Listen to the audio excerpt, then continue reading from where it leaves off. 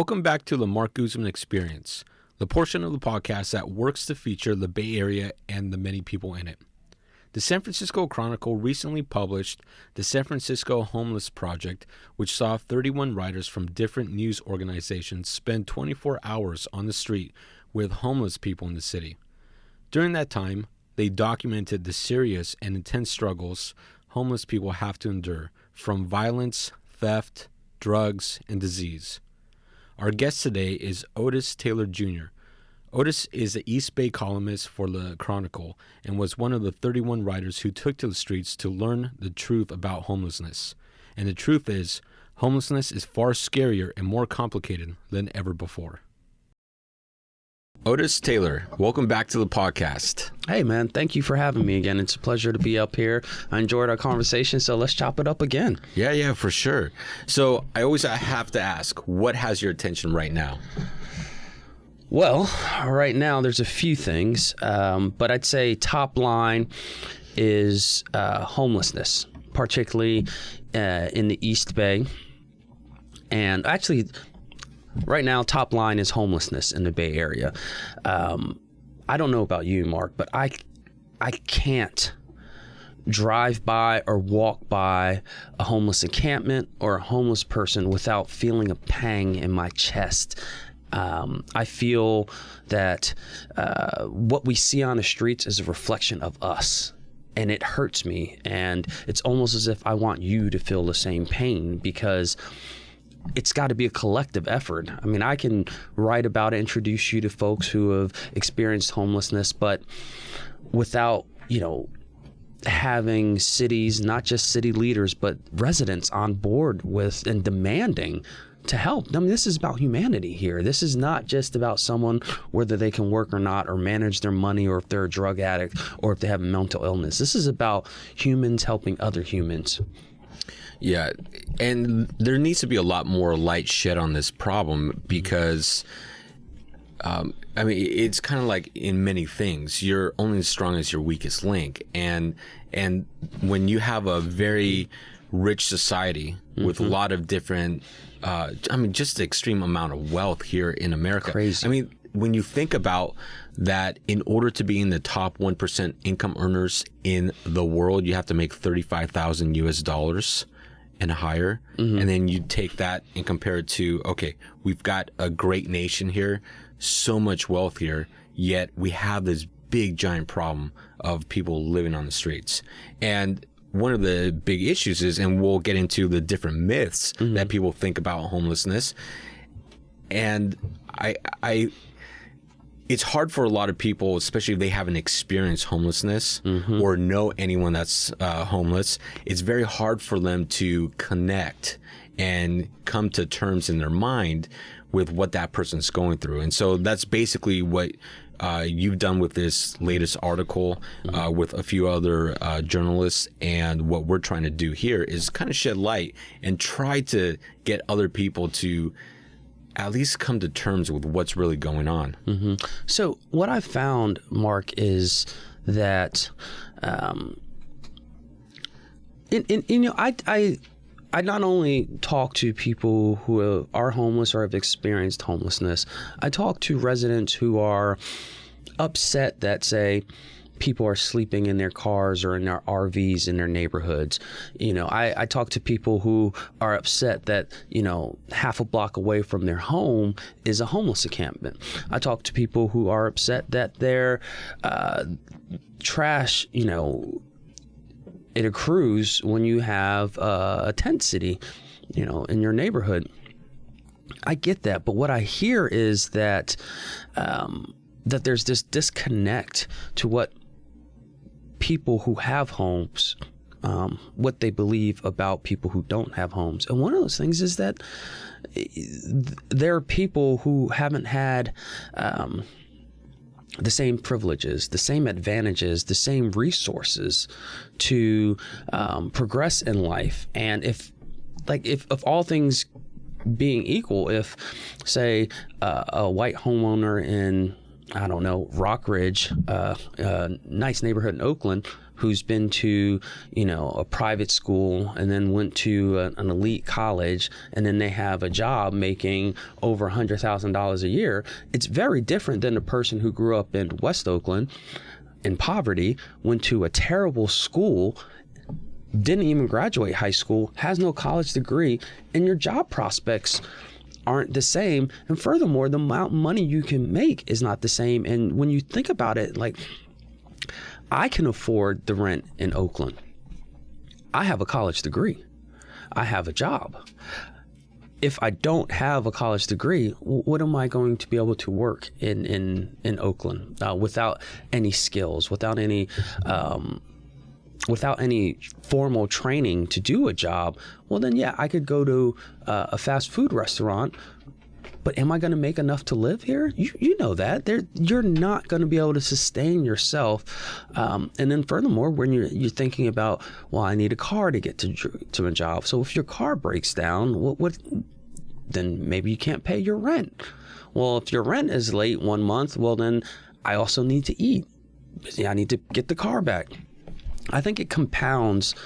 And what I try to tell people who are really upset at the homelessness problem, I'm like, well, why don't we use this energy, this anger that you have at people who are destitute, who are living in poverty? Why don't we use this energy and channel it to demanding our city leaders act faster?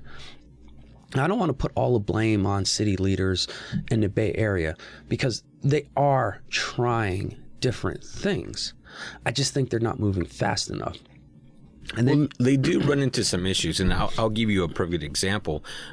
City of Oakland decided to develop this project of 88 small, tiny apartment units where they would be able to house 88 homeless people.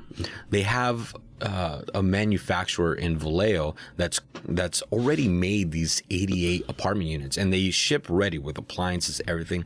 They're gorgeous units. Mm-hmm. They're tiny, maybe 150 square foot units, but a little kitchenette, a sofa that turns into a bed, nice little table, a bathroom, great to house homeless people. So they have a piece of land, 88 units.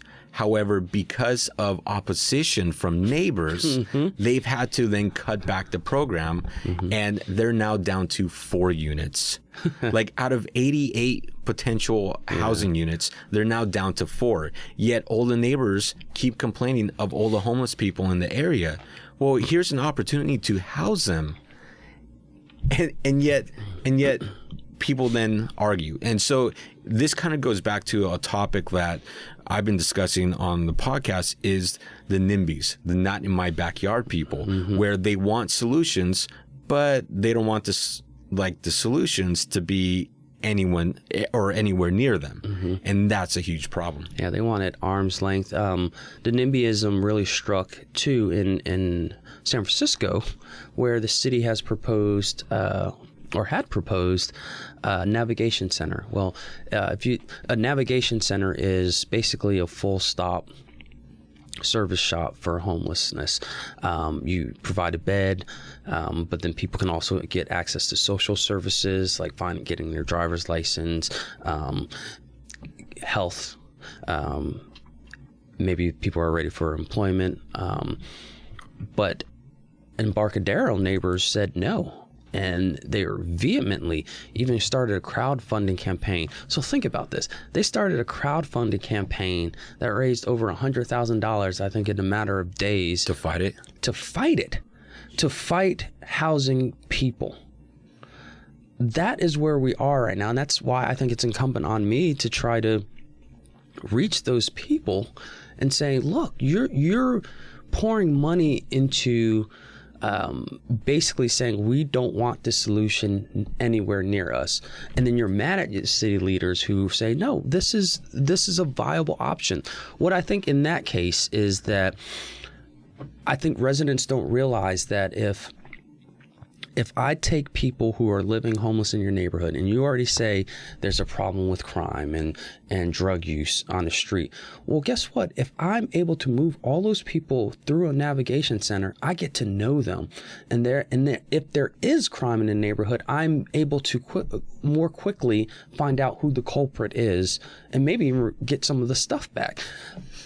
I really feel cities need to work on that one-to-one ratio relationship with homeless people, because right now we're just trying to do a one-size-fits-all solution mechanism, and it's not working. It's falling apart because there are people falling through the cracks. And then furthermore, once people get moved from the streets to transitional housing and hopefully to permanent housing, they're not getting access to the services they need, like mental health care or various health care issues. So I really feel that, again, I have to be a conduit in explaining or reaching out to people who feel that homelessness is a nuisance and it shouldn't be anywhere near them. But no, the only way it gets solved is if you acknowledge the problem and embrace the solutions. Yeah, one of the facts that I heard a couple years ago, and I was astonished by this, because we have 175,000 homeless people that are these are estimated homeless people in California. Mm-hmm. Obviously, there's a lot more throughout the nation, but California has the highest number. By far. The total cost to fix homelessness in the United States is $20 billion, which is what Americans spend 1 year on Christmas lights. How disturbing is that? I didn't know that. $20 billion. Because if you think about it, you can with $20 billion, you can create temporary, even certain types of permanent housing across the nation to house all these people. Yeah, I think the federal government could build housing. I mean, if you think about it right now, we're siphoning off billions from the military to build a border wall that's going to be torn down, in the next administration. Why are we spending billions on trying to isolate ourselves when we have these problems already here? I had no idea $20 billion in Christmas lights, but you're right. I think it's manageable if we think about the dollars like that. Well, what are we spending money on? And what is our priorities? So you say Christmas lights. Well, I think the federal government can match that, but I think the priority should be humanity. I mean, I think a lot of it goes to your point, the weakest among us, we're only as strong as the weakest among us. I mean, just think, Marc, if we made a concerted effort to house people, crime would be reduced. Drug addiction would be reduced. I mean, there are people with no hope out there, and what they do to cope is drug use. I mean, I imagine myself when I'm thinking like, oh man, I walk through this encampment and I see these needles and I see people smoking crack and I'm like, oh, that's bad, tisk tisk. But then I'm thinking, what if I lived in squalor where the stench of urine is what I wake up to and I go to sleep to? What if every day I had to think about where can I go to use the bathroom? Oh, this field right here or behind this car? Well, yeah, I might want to imbibe in something that eases the pain. I mean, it is not a pretty sight out there. And I think what people don't realize that, sure, on day one, I lose my job, I sleep in my car, and then I move to a tent because it's more comfortable. But on day 365, I'm going to be a changed person. You add another year or another year, I'm going to change. And the street hardens you. And I think that's another thing people don't realize, that people need substantive care when they come off the streets, because you go to some of these supportive housing buildings in San Francisco and you hear people talk about their stories, and they're traumatized in many ways. I mean, it is daily survival out there. Make no mistake about it. New homeless people are targeted because they come Some come with more stuff. They don't know what to carry yet. And, you see some places in Oakland where it seems like someone's whole household is out there on the street with them. But people are targeted based on what they have, who they know. And if you don't have a community yet that looks out for your stuff when you go in the morning to go look for a bathroom, someone is going to raid your tent. I don't think people understand how much of a survival game it is. And it's deadly serious. Yeah. And I would imagine for many homeless people, they would have some hope probably early on, but then you lose that hope. And then that new lifestyle just becomes your reality. Yeah. And it's very hard to mentally get out of that. Mm-hmm. And so even if someone comes in to help you, well, how much can you even trust that? Because that's not your life. That's not your reality anymore. Mm-hmm. And so that's where all these different additional programs come into play. And it's really about building stability. Mm-hmm. I mean, I've had so many people here on the podcast where we talk about children and the importance of stability, exposing them to additional educational programs, after school activities, or even getting out of their neighborhoods, because so many children only know their neighborhoods and they've mm-hmm. never even traveled outside of the city that they grew up in. Mm-hmm. And so same thing when it comes to homelessness. If that's all you know, that's your reality and you're just stuck there. You have no way. It's very hard to figure out a way out. Mm-hmm. Well, and then also I hear from readers a lot, well, why don't they get a job and then, the city could help you? A lot of homeless people have jobs, be it odd jobs like construction or, I don't know, canning, or it's, I met a young man a couple years ago who has since been housed, who's working full-time hours as a security guard at Safeway. He just didn't have enough money to rent an apartment on his own. Think about it. If I'm making, say, $13 to $15 an hour, working, say, 40 hours a week, how am I going to save up enough money to pay my last month's rent plus a deposit to move in? Say, we're talking about $6,000. That's going to take a while to save up then. And what if I don't have a bank account? How am I going to, save my money? I mean, it's little things that I think people with homes take for granted. I know I have.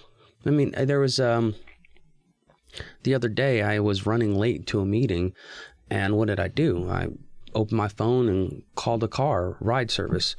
That $8 means nothing, that's just not even, but then when you break it down, that $8 could be 2 or 3 meals for someone who's really suffering. And I just feel that if we think about it in the context of what I have and what someone else doesn't have, I would like to think that most people who have a sense of humanity would realize that, yes, I think I need to share more. And you can share your time, but you can also share your voice. Make this a priority, cities. Like, just solve this one thing. I know you've got troubles in so many other areas, but education, obviously our infrastructure is crumbling, but you've got people dying on the streets right now. Like that should be priority number one. Yeah, for sure. So how did this San Francisco Chronicle Homeless Project come about, and how many people are involved? So just a brief recap, the SF Homeless Project began in 2016.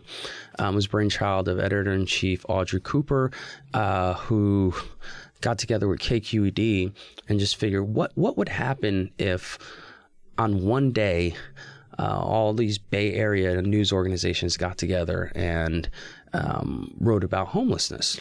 And the idea was to, one day a year is to, homelessness is always underneath the surface. And sometimes it bubbles up when, I don't know, the Kate Steinle trial, or, when homeless people die in the street, or when there's a robbery or something like that. But what if we raised it and had it peak, had it trend? What would it do for the public consciousness? And so we've carried that at the Chronicle for the last 4 years. And this year, the idea was, what would it look like, or what does it look like for 24 hours on a street, following various people, but also telling various tales of what it's like existing as homeless, as being homeless. And our Metro editor, Damian Bulwa, and a senior writer, Kevin Fagan, they put their heads together and they came up with this. And it had maybe 36 reporters, and I don't know how many designers and editors involved, but this was a total newsroom effort to put together 24 hours of like a day in the life of a city that has estimated, what I think it's 8,000, something like that. It's, again, when we talk about estimates, I think those are rough estimates, and I think they're actually low, but we don't have to get into that. I think that San Francisco probably has approaching 10,000, but the idea was to take you, the reader, into the streets and see what people go through, from waking up and your body is so destroyed it can't function without that meth hit to start the day, to ending the day at the end of the line, be it at SFO or on BART or on a bus with nowhere else to go, and you're just trying to sleep and you're just looking for a place to sleep. Yeah, there was one young man in the piece. We followed him from when he got kicked off the train, then got kicked off a bus, and finally he got kicked out of a doorway by a security guard. Just imagine what it would be like if I'm not bothering anybody. I'm not trying to do any drugs. I'm just trying to sleep. Well, that's one of the big myths that many people think, is that homeless people are just old drug addicts. Yes. And that's not the reality. Reality is homeless citizens make up a wide range of different people and backgrounds. You're right. Many work. I mean, I have spent time with families who live in RVs and SUVs in Berkeley. And it's just heartbreaking to see, the kids' toys, outside of a vehicle, and knowing that this is their home, this is their reality. And as children age, they become more intuitive, and they see things and they learn things. And I don't know exactly what the rate is, but you're more likely to be homeless as an adult if you experience homelessness as a child. And I feel that some of these families are doing the best they can. But again, even two parents working with children, some people just can't afford to rent an apartment in the Bay Area. And then people say, well, why don't they move? What am I going to use to move? I need money to move. And so, you want me to drive to, I don't know, Reno, and where it's cheaper to live. But once I drive to Reno, I still have to pay my rent, my first month's rent, my last month's rent, my deposit. I still have to do that. And what job am I going to have in Reno? Can I afford to leave the job that I have? No. I feel in some ways that people don't realize that people who are on the streets, no, they're not all drug addicts, but many of them are stuck. They have nowhere else to go. No family, no friends, or maybe they've used up their welcomes at family and friends' homes. But the fact remains is that they don't have the money to just go anywhere. And if they get anywhere, what are they going to have to live off of? Well, see, I think you just said something very important, that I think the statistics, 175,000 homeless people in California, is completely underestimated, because you have a lot of people that are not counted as homeless, yet they hop from couch to couch to couch with whoever they can stay with, and they don't have a stable place to live. They don't have an apartment. They don't have a home. And they should be counted as homeless because they really don't have a home. There were, and as I've become more versed in what homelessness is, I think back to, when I was in college, and the people who used to sleep on our couch, my roommate and our couch for months at a time, they didn't have homes. And if we didn't open our doors or someone else didn't, where would they would have been sleeping in their cars. I mean, I've had friends who have slept in their cars. And you're right, we undercount homelessness and have for so long. I actually went out in Oakland during Alameda County's point in time biennial count. And I remember at one point we were on International Boulevard and I was with people and they were, oh, well, that's one. It was an Asian woman pushing a cart. So, okay, well, no. She was pulling cans out of the trash can. She was working. She was not homeless. And then I thought, okay, well, we drive another place and is that someone sleeping on a mattress underneath the stop sign? And we're like, oh, yeah, well, that's one. But the thing is, it's unscientific the way we're counting. Mm-hmm. And we're making these judgment calls about people. I just think that there has to be a better way to do the count. I also think there has to be a better way to track people. You know what? We didn't make any contact, our counting team. We were told not to make contact with people, but I think cities really need to invest more in outreach workers. I mean, right now, most cities are having nonprofits handle that, but cities need to be more aware and need to be more involved in that process of counting people and then, tracking them, and being able to find them when they need them. One program that we work with all the time is Section 8 housing. Mm-hmm. I think Section 8 housing is a great program. We encourage all of our owner clients to work with Section 8. It helps people. Mm-hmm. It helps the landlord get the return that they're looking for. And you're able to solve the two problems, right? The mm-hmm. landlord that wants investment return, and then the person who wants housing but can't afford today's current prices, mm-hmm. and they need assistance. I wish Section 8 housing could be expanded, more funding coming into play. Unfortunately, at the federal level, you've got HUD that manages Section 8, their funding gets cut.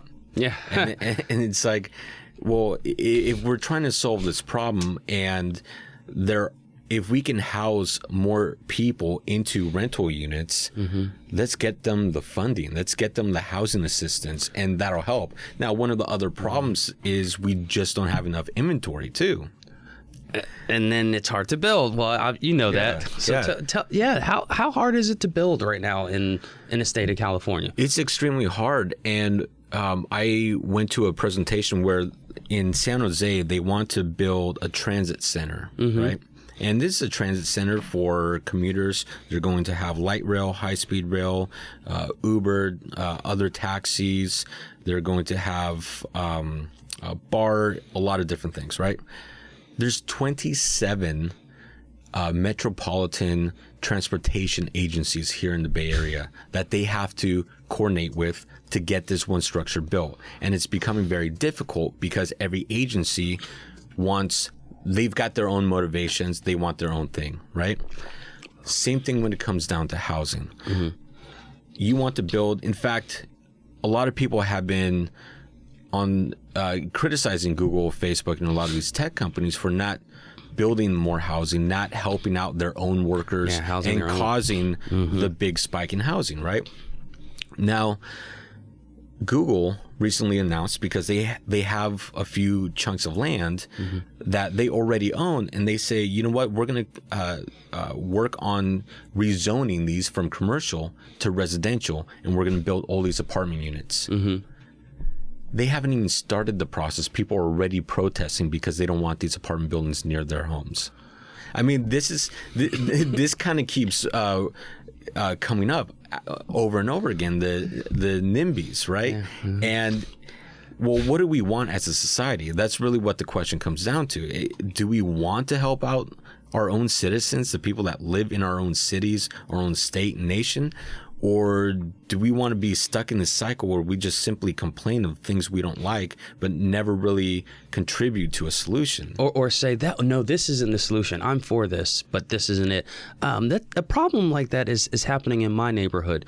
A developer wants to build it's a tower with 200 and some units. I think it's old College of Arts. Like the College of Arts is moving. Anyway, it's land that's not developed for residential, but they want to build this tower. 30% of those units are going to be below market rate affordable housing. Well, there's people in my neighborhood who are gathering to protest them building that.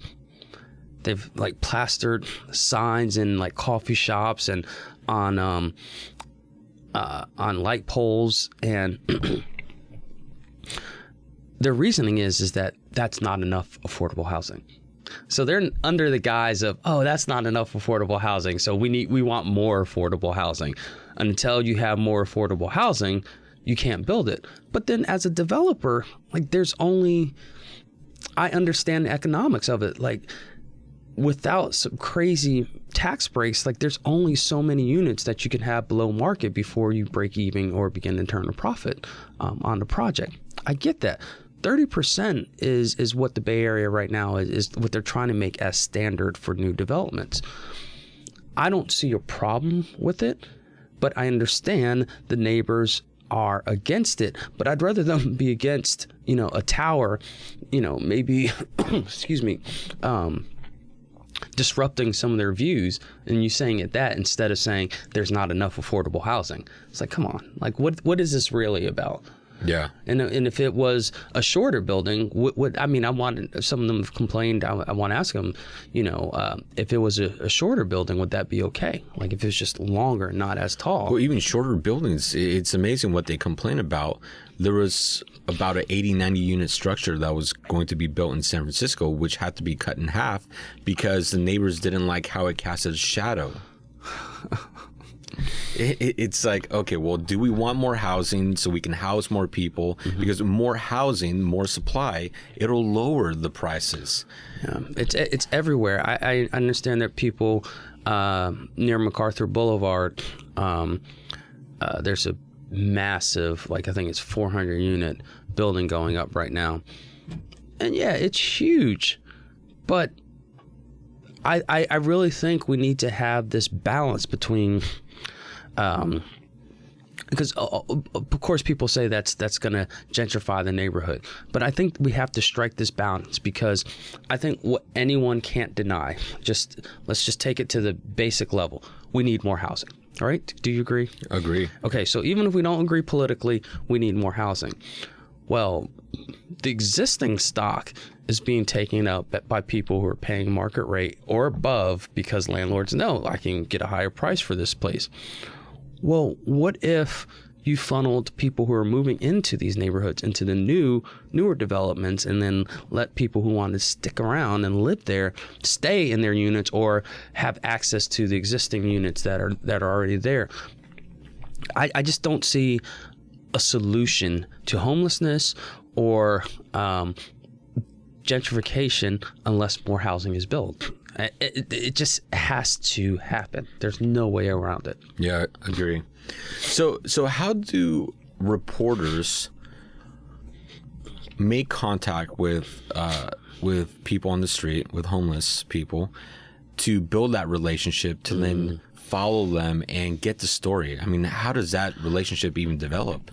So for me, I can speak for my experience, and I like to walk. I like living in the Bay Area because obviously the climate, but it's really conducive to walking. And, a 30-minute walk from my place to downtown Oakland, I think it's gorgeous. So on my walks, I tend to pass a number of encampments. You stop. You see someone hanging out, hey, how are you doing? No notebook in hand yet. Just, hey, how are you doing? And you just try to get to know, for me, I try to get to know people and how they're living. There was one man who lived at Northgate Avenue, which was this camp off of 27th Street in Northgate in Oakland. Not downtown, off of Telegraph, but it was in this area that people who were using 24 would exit or get onto the interstate. So it was very central to, or I would say you couldn't miss it. How about that? I mean, you had trash piled so high. I always say it looked like an art installation. And talking to people in the camp, I learned that it's not just their trash, because there would be furniture, there would be like household trash. Come to find out, people are just driving up there and dumping their trash there. And then, of course, who gets the blame? The homeless people. And this man told me about that, and I was like, oh, okay. Because I was wondering, like, how does the trash get this high? Does the city come pick it up? Whose job is this? And he's telling me this because he's like, well, it makes sense, because homeless people are not going to carry all that trash to just dump it in the location. Exactly. And so he was like, you got people that come by, drop off clothes that they don't want to take to, Goodwill, drop off shoes. Some people drop off food. And he was like, and then people, they bring these, the broken chairs and desks and file cabinets and just anything you want to get rid of. Oh, here. And some people scavenge it. Some people just let it be or move it to the end. Well, he and I started chatting about that, and I was like, hey, man, I got to go. I'm on my way to something, but can I come by? And he was like, yeah, I'm right here. Here's my tent. Boom.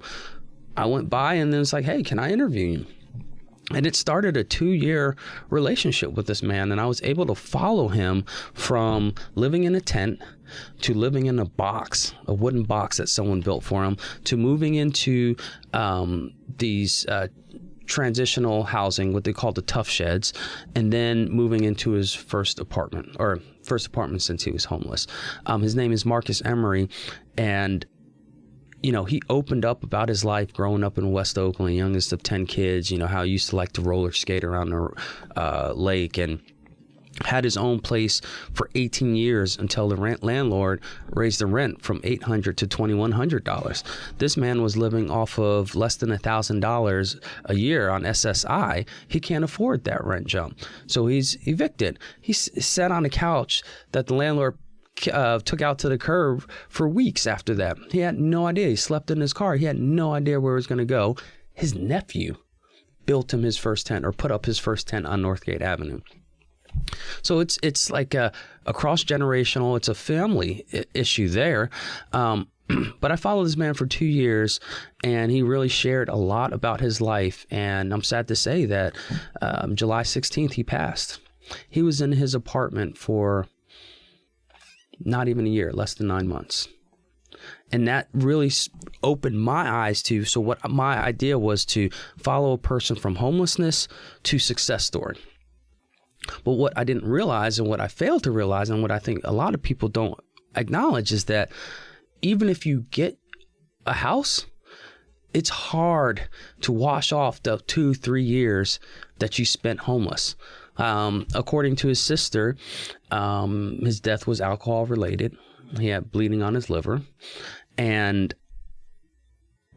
that was something he used to cope with the idea that he was getting stabbed and beaten on the streets after having a home for 18 years. It's unconscionable that someone has to go through that. He lost his Section 8 housing by being evicted. So that means he was ineligible to get another Section 8 voucher. So this man was forced on the street. In his last weeks, when we talked, last time I saw him, he was so skinny. Gave me a hug goodbye, but he was so lonely because he had been isolated from his community. West Oakland was all he had known. His apartment was out in deep East Oakland, and it was hard for him to travel from East Oakland by bus and then walking to get to West Oakland. And by the time you get there, you got to turn around because you want to stay away from the vices that you want to get back to your place.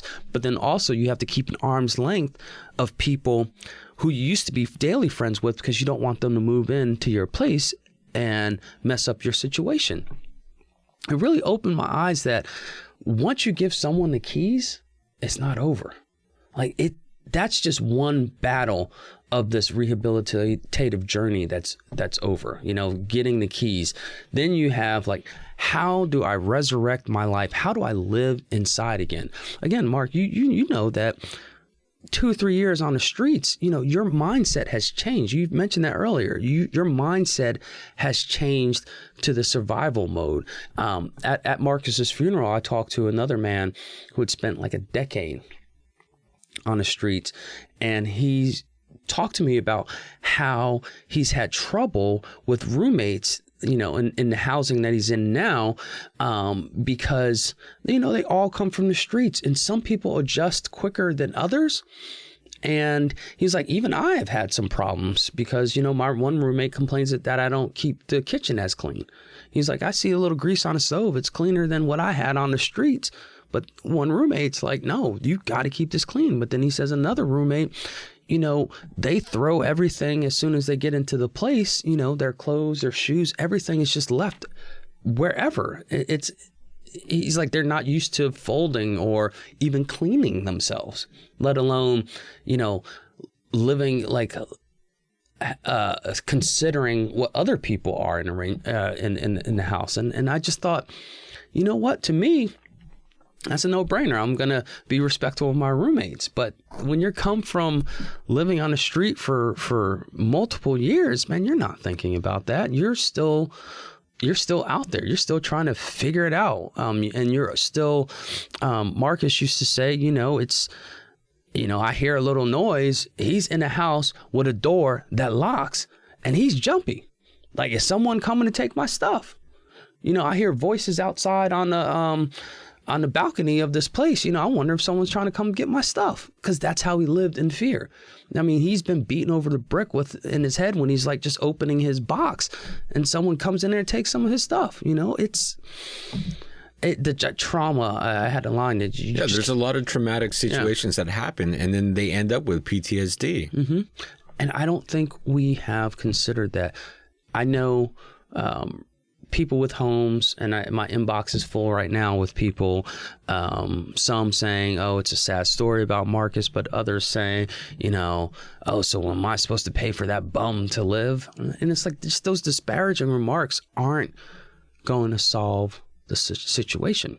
I mean, we're talking about a human being who's given keys to an apartment and he didn't last a year in that apartment. What does that say about our system? What does that say about us as a people, that, you think this is the ultimate win and it turns out to be a really sad story? I talked to one a homeless advocate, and he was like, what? I wish I could tell you that this story was uncommon, but I will tell you that at least he died in a home and now on the streets with people walking over his body for 3 days thinking he was sleeping. That was real. That was real to me. Wow. Yeah, I mean, the whole other factor to it is medical, right? Mm-hmm. Just access to medical care. I would imagine many of them, or all of them, don't have access to any kind of medical care. And just even making your way to a hospital, to ER, is extremely difficult. Oh, yeah. It's I have this thing that happened to me. Let me just self-medicate here on the street. Well, if you get a cut, a bruise, how are you going to clean the wound?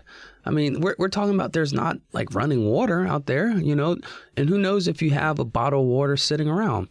But you're right, basic health care, just going to a doctor because I'm sick, people don't have access to that.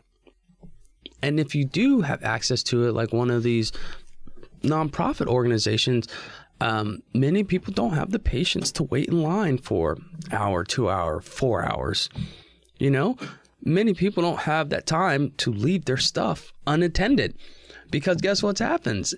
If you are not plugged into wherever you're staying, people will raid your tent while you were gone.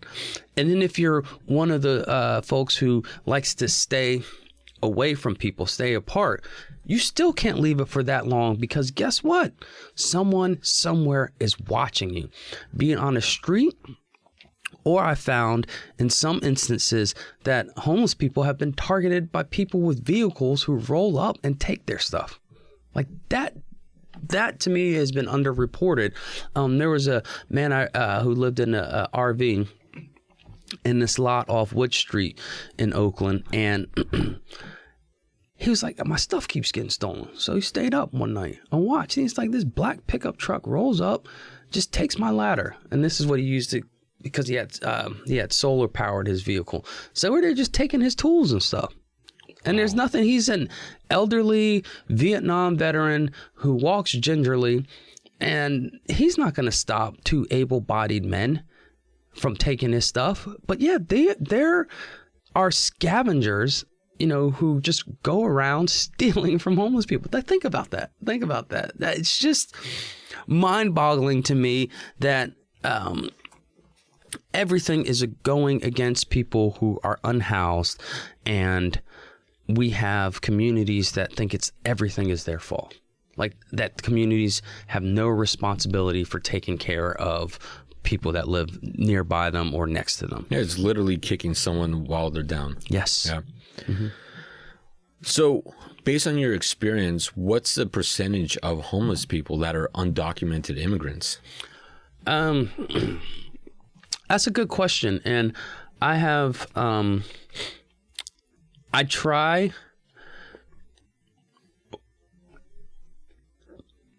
if someone doesn't bring up their immigration status, I don't want to pry, because I don't want to out someone in a way that might get them deported. But I know there are many. I don't know what the percentage is, but I do know that that in Berkeley I have met more undocumented people. But the last couple that I spoke to, I wanted to get in touch with them. I think it was a couple weeks ago when the president had said, ICE is going to have raids this weekend and we're going to round these people up and deport them. So I wanted to connect with them, what they were going to do that weekend. And they were like, we're homeless. Like, ICE isn't going to come down here. Like, look at this filth we live in, like they're not going to mess with us here. So I was speaking to a group of fellows earlier this week, and one asked me, is it safer for undocumented to be homeless? I'm like, yes. That's where ICE isn't going. ICE wants to go knock on someone's apartment door, or get someone dropping off their kid to school, or go to a hotel room where someone has been staying, has the money to pay for a hotel room. They don't want to knock on a tent flap or unzip a tent flap. They don't want to go and step through, piles of trash to look for undocumented people. But then when that couple was telling me that, I'm thinking, well, damn, you have to surround yourself with filth and destitution, and that's how you feel safe. What's going on in this country right now where that is where someone is safest? Come on, they're not criminals on a run from the law. They're people trying to live. He works a job every day, 6 days a week, washes dishes. They were so happy when they opened a bank account. They're saving money. But they're safest, where they're safest is underneath an overpass with about 80 other tents. Come on, man. That's just, I don't want to live in that kind of country, this kind of world. So that's why I do what I do. We're better than that. All of us are better than that, to allow another human to live like that. Well, I definitely appreciate your reporting. I appreciate the project and everything that you're doing to really bring a light to this, big issue here. And hopefully people listening and watching this, if we can just touch one person to kind of change their mind, I think it's worth it, and at least a step in the right direction. We may not have every BMR unit we want, right? But if we can get just a few going, that can baby steps, right? You eventually get to that big momentum level, and then that's where real progress, real change begins to happen. I like what you said about momentum, because that's what it's about. That's why the Chronicle does the Homeless Project every year. It's like, how do we build and sustain momentum? Because again, the cities can't do it themselves, reporters can't do it themselves, podcast hosts can't do it themselves. It has to be a collective effort, and we have to build momentum to where people are like, you know what? I know Otis is a homeless advocate, and he's wanting to humanize their stories. And then you can say, I'm, just sick of the dirtiness on my streets. Well, guess what? We have something in common. Like, we're both sick of something, and we both know there needs to be a solution. Well, why don't we come meet in the middle and get over this NIMBYism and just okay, well, if it's unacceptable here at this, tell me what do you think will work? And I find that when I challenge people who are like, no, not right here, they don't have a solution. They just don't want it to be in their backyard. Well, guess what? It is in your backyard right now. So what do you want? Would you rather have it clean, or would you rather have it dirty? Because if we don't do anything, this is going to proliferate, and it's only going to grow. Exactly. So, Otis, thank you for being on the podcast. Hopefully you like the beer. How do you? Yeah, I finished again. So, this is the second time, man. You didn't even take a sip, man. Marc doesn't need any liquid. I'm all over here like when the sponsors. It's like when part 2's coming up. This is pretty good. I'm not really into Pilsner, but this is really tasty. Yeah. Yeah, East Brother Beer, they make really good beer, show sponsor too. So shout out to them, and shout out to them. Out of Richmond. So Otis, thank you for being on the podcast. Thanks for having me. This was great, very educational, and I look forward to seeing more of your work and just whatever we can do to help out with just getting this big problem more exposure. All right, man. I appreciate it, and look forward to being on the show again, man. Sounds good. All right, appreciate it.